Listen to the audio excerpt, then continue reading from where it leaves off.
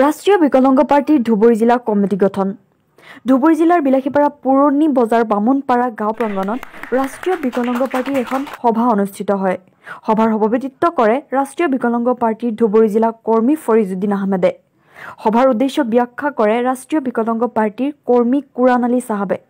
উক্ত সভাত বিকলাংগ পাৰ্টিৰ চাহানুৰ ইছলাম, ফাৰুক আহমেদ, সুলেমান আলীকে ধৰি বিভিন্ন শাৰীৰিক অক্ষমতা বিশিষ্ট ব্যক্তিয়ে উপস্থিত থাকি বিকলাংগসকলৰ বিভিন্ন আঁচনিৰ লগতে বৰ্তমান দেশৰ সাম্প্ৰতিক পৰিস্থিতি আৰু ৰাষ্ট্ৰীয় বিকলাংগ পাৰ্টিৰ উপলক্ষে বিস্তাৰিতভাৱে ভাষণ প্ৰদান কৰে। সভাত বহু সংখ্যক বিকলাংগ পুৰুষ মহিলাসকলে উপস্থিতিত সভাত বহু সংখ্যক বিকলাংগ পুৰুষ মহিলাসকলে উপস্থিত ফৰিজুদ্দিন আহমেদক সভাপতি আৰু কুৰাণ আলীক সাধাৰণ সম্পাদক হিচাপে লৈ ৪২জনীয়া ৰাষ্ট্ৰীয় বিকলাংগ পাৰ্টিৰ ধুবুৰী জিলা কমিটি গঠন কৰা হয়। অহা ডিচেম্বৰ মাহৰ ভিতৰতে জিলাখনৰ ৰাষ্ট্ৰীয় বিকলাংগ পাৰ্টিৰ বিভিন্ন পৰ্যায়ৰ কমিটিৰ গঠন সম্পন্ন কৰা হ'ব বুলি সভাত সিদ্ধান্ত গ্ৰহণ কৰে।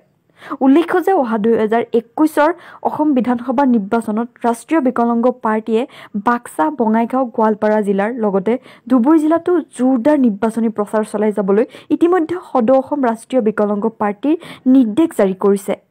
ৰাষ্ট্ৰীয় বিকলাংগ পাৰ্টিয়ে নামনি অসমৰ বাক্সা, বঙাইগাঁও, গোৱালপাৰা আৰু ধুবুৰী জিলাত অহা ২০২১ নিৰ্বাচনত অৱতীৰ্ণ হ'ব।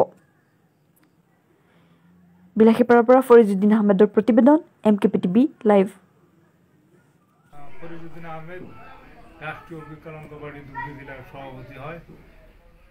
আজি আমি এইখন অনুষ্ঠানত আমি আমার ধুবুরী জেলা যেটো আমার রাষ্ট্রীয় বিকলাঙ্গ পার্টি যেটো কমিটি আছিলে আমার পূর্ণাঙ্গ কমিটিখন আজি গঠন করা হল।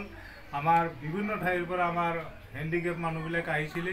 আমি পূৰ্ণভাৱে ৰাইজৰ সঁহাৰি লৈ আমি এই কমিটিখন গঠন কৰিছোঁ।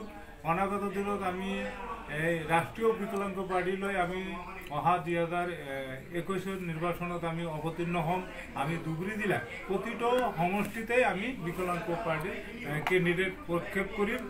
আৰু যদি ইয়াৰ মাজতে আমাৰ কোনো দলৰ পৰা যদি আমাক যদি কিবা সঁহাৰি জনায় তেনেহ'লে আমি আমাৰ দলৰ পৰা তেওঁক মানে কি কয় সমৰ্থন জনাম। আৰু যদি নহয় আমাৰ দলৰ পৰা আমি দলৰ কেণ্ডিডেট দিম। আৰু আমাৰ অনাগত দিনত আমাৰ বিকলাংগ পাৰ্টিৰ মানুহবিলাকে যিখিনি আঁচনিৰ পৰা বঞ্চিত হৈ আছিলে তেওঁলোকৰ আঁচনি প্ৰাপ্য আমি আদায় কৰাৰ কাৰণে মই ধুবুৰী জিলা প্ৰেচিডেণ্ট হিচাপে পুৰাপুৰিভাৱে আমি চেষ্টা চলাম। তেওঁলোকৰ যিখিনি কাম কৰিবলগীয়া আছে মই অনাগত দিনত কৰি দেখুৱাম। ইতিমধ্যে আমাৰ প্ৰতিদিন টাইমত পৰাগ ভূঞা নামেৰ এজন আমাৰ জ্যেষ্ঠ সাংবাদিক আছিলে।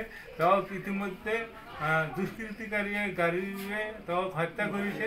তেওঁৰ হত্যা আমাৰ ন্যায় তদন্ত লাগিব।